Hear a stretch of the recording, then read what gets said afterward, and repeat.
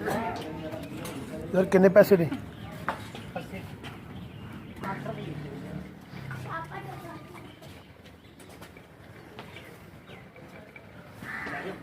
बैठे भाई ये अगर घर बनानियां हुण जलेबियां ਇਹਦਾ ਕੀ ਤਰੀਕਾ ਕਰ ਹੁੰਦਾ ਹੈ?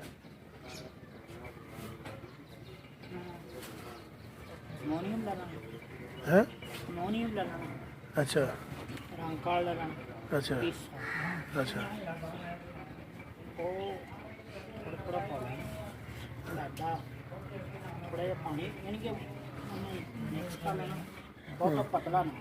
अच्छा अमोनीयम ते रंग घट ते मैदा 1 किलो जलेबियां बनानियां कितना माल लगेगा?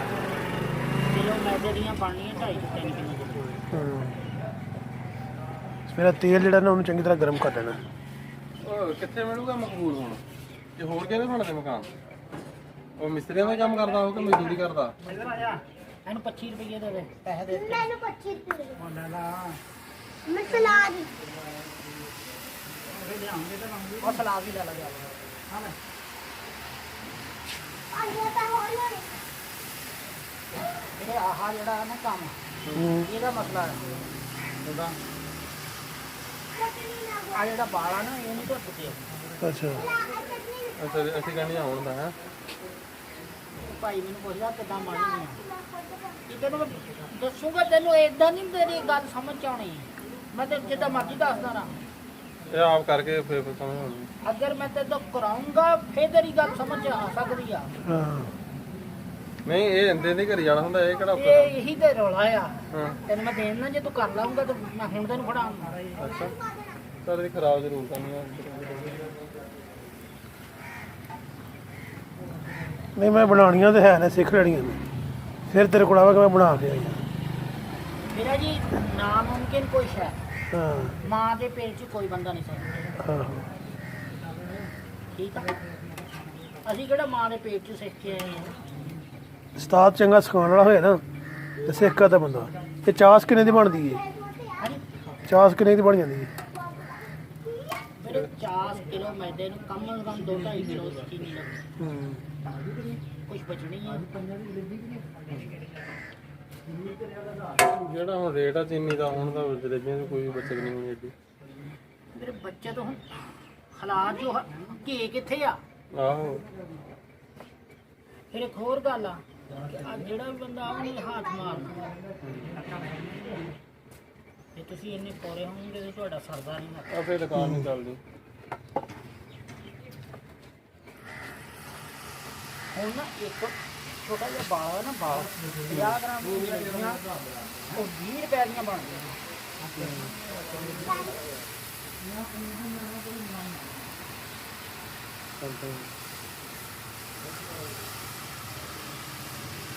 ਬੱਚਾ ਰਹਿ ਹੁਣ ਨਹੀਂ ਰਹਿ ਗਈ ਇੱਥੇ ਵੀ ਕੰਮ 'ਚ ਇਹਦੀ ਮਹਿੰਗਾਈ ਆ। ਜਿਹੜਾ ਵੋਟ ਕਿਹਨੂੰ ਇੱਥੇ ਸੀ?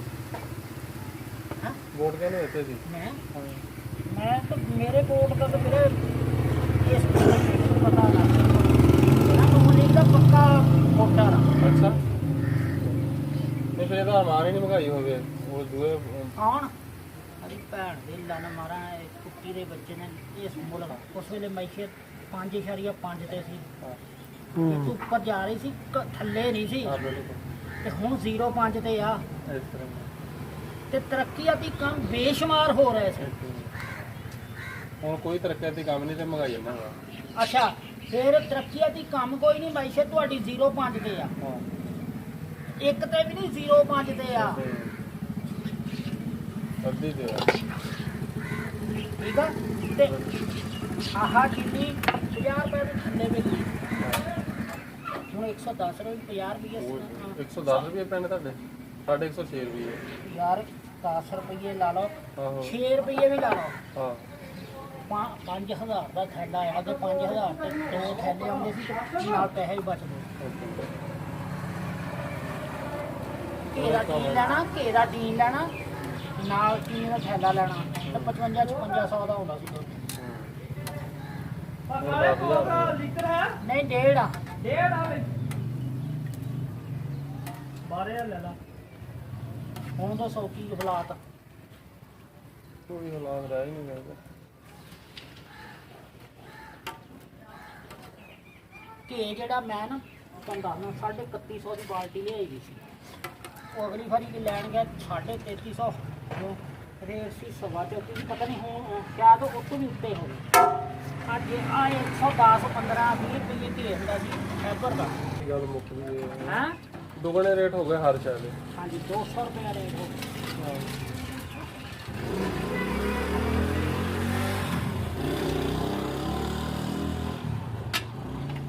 ਇਹ ਮੇਰੇ ਪਤਾ ਕੀ ਆ ਇਹ ਹੋਰ ਦੁਗਣਾ ਹੋ ਜਾਣਾ। ਇਹ ਹੈਗੇ ਬਾਂਦਰ ਪੁੱਛੀ ਮਾਰਦੇ ਉੱਧਰ ਪੁੱਛੀ ਮਾਰਦੇ ਉੱਧਰ। ਆਹ ਇਹਨਾਂ ਨੇ ਅਗਲੇ ਸਾਲ ਫੇਰ ਜਿੱਤ ਜਾਣਾ ਦੋ ਟੀਮਾਂ ਨਹੀਂ ਹਾਂ ਜਿੱਤ ਨਹੀਂ ਜਾਣੀ। ਹਾਂ ਜਿੱਤੇ ਨਾ ਹੁੰਦੀ ਨਾ ਅੱਗੇ ਜਿੱਤਣੇ ਆਹ ਵੀਰੇ ਇਹ ਲੱਗਦਾ ਬੇੜਾ ਭੌਂਕਣ ਤੋਂ ਕੋਈ ਕੰਮ ਜਿਹੜੀ ਹੁਣ ਉਹਨੇ ਕੀਤੀ ਆ ਨਵਾਜ਼ ਸ਼ਰੀਫ ਨੇ ਉੱਥੋਂ ਤਕਰੀਰ ਉਹੋ ਹੀ ਉਹਨੇ ਉਹਨੇ ਦੱਸਿਆ। ਠੋਕ ਕੇ ਗਿਆ। ਉਦੋਂ ਕਹਿੰਦਾ ਨਹੀਂ ਸੀ ਵੀ ਅੰਪਾਇਰ ਦੀ ਉਂਗਲੀ ਉੱਠਣੇ ਵਾਲੀ ਆ। ਹਾਂ ਡਾਕਟਰ ਸ਼ੌਕਤ ਦੀ ਸਿੱਦੀਕੀ ਇੱਥੇ ਕੋਈ ਸਮਝ ਲੱਗਦੀ ਕੁਝ ਨਹੀਂ ਕਿਹਾ ਜਾਂਦਾ ਕੀ ਹੁੰਦਾ ਉਹ ਮਰ ਗਿਆ ਯਾਰ। ਦੇਖੋ ਮੈਦਾ ਨਾ ਮੈਦਾ ਦੋ ਧੁੱਪ ਨਾਲ ਮਰ ਗਿਆ। ਮੇਰੇ ਮੈਦਾ